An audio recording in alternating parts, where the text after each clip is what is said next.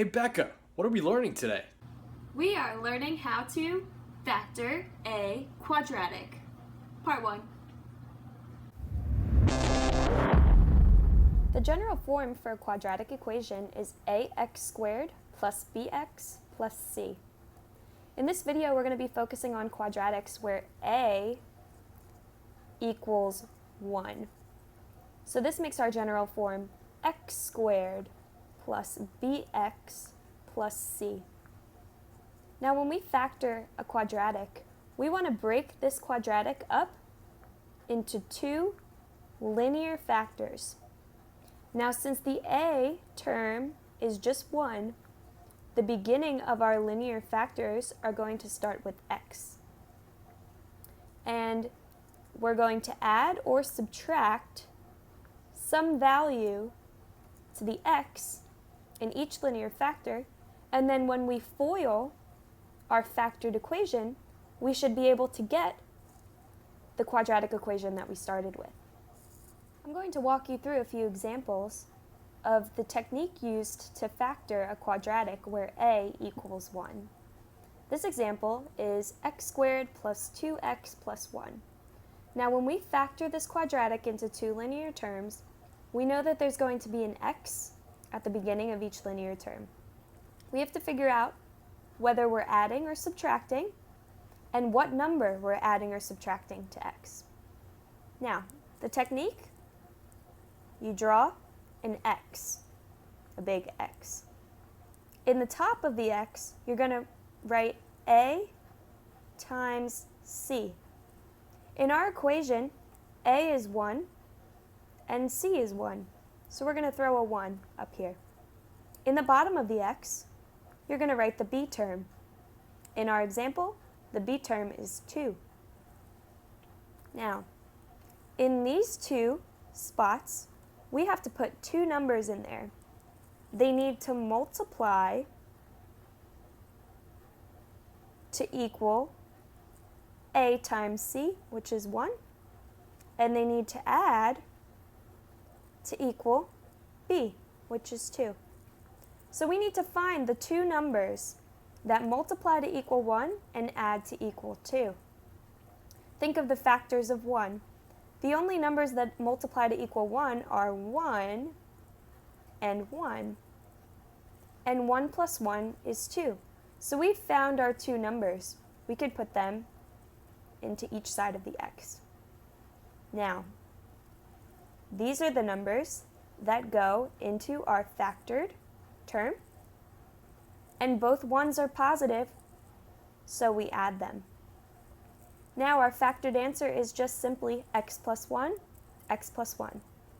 You can use FOIL to check our answer to make sure that we get x squared plus 2x plus 1.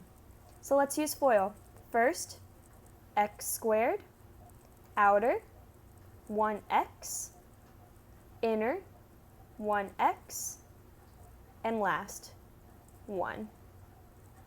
X squared plus 2x plus 1. So since we got what we started with, we know that this is our solution. Next, I will go through an example with a negative term. Notice that our b term in this example is -8. So first, we have to draw our giant x, and in the top portion of the x, we have to write a times c. A is 1, and c is 15. So 1 times 15 is 15. In the bottom, we write our b term, and like we said before, our b term in this case is -8. So now we need to find two numbers that multiply to equal 15 and add to equal -8. Both of these numbers, in this case, have to be negative, because two negatives multiplied together will give you a positive, and two negatives added together can give you a negative. So now we need two negative numbers. What are some factors of 15? We've got 15 and 1, both negative. They're not going to add to equal -8. We also have -5 and -3. those two add to equal negative 8, and they multiply to equal 15. So we found our two numbers, negative 5, negative 3.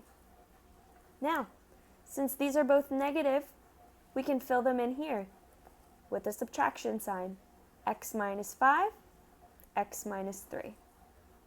Let's use FOILing to see if we got the right answer. First, x squared. Outer, negative 3x. Inner, negative 5x. And last, positive 15. X squared minus 8x plus 15. So now we know that we got the right answer when we factored. Here's an example where we only have an a term and a c term. In this case, we have to assume that the b term is just 0. So let's rewrite this. X squared plus 0x minus 9. Now we can use the same technique. A times c in the top, b in the bottom. A times c is just 1 times negative 9. So we get negative 9. And b in the bottom is just 0. So we need two numbers. They have to multiply to equal negative 9, and they have to add to equal 0. So if they have to multiply to equal negative 9 and add to equal 0, one of them has to be negative and one of them has to be positive. What are some factors of 9? We've got 9 and 1. No matter which one we make negative, they're never going to add to equal 0. What about 3 and 3? When one is negative, they add to equal 0 and they multiply to equal negative 9. So we've got our two numbers, negative 3 and positive 3. When we factor this, we start with x's, and one of them we subtract 3, and one of them we add 3. And if you FOIL this, you will end up with x squared minus 9. Here's an example where our b term and our c term are both negative. Draw our big X. A times c on top. 1 times negative 5 is just negative 5. B term on the bottom, negative 4. We need two numbers. They have to multiply to equal negative 5, and they have to add to equal negative 4. This means that one has to be positive and one has to be negative, because a positive times a negative will always give you a negative number when you multiply them. And when you add them, they could also give you a negative number. What are some factors of 5? We only have two, 1 and 5. Which one is negative and which one is positive? When we add these numbers together, they have to be negative 4.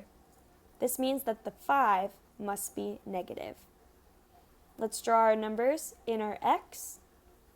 These are the two numbers that are going to go into our factors. 1 is going to be added to x, and this negative 5 is going to be subtracted from x. So our answer is simply x plus 1, x minus 5. One last example for you today. X squared plus 2x plus 3. We're going to draw our big X. In the top, a times c. 1 times 3 is just 3. And in the bottom, we write b. Our b term here is just 2. Now we need to find two numbers that multiply to equal 3 and add to equal 2. What are some factors of 3? The only factors of 3 are 3 and 1. Now in this case, they need to multiply to equal positive 3 and add to equal positive 2. This means that both numbers must be positive. But the only factors are 3 and 1, and 3 plus 1 does not equal 2. What does this mean? This means that this quadratic equation is not factorable. Not every quadratic equation is factorable. This equation is not factorable, so the only way that we can solve for x with this equation is if we use the quadratic formula.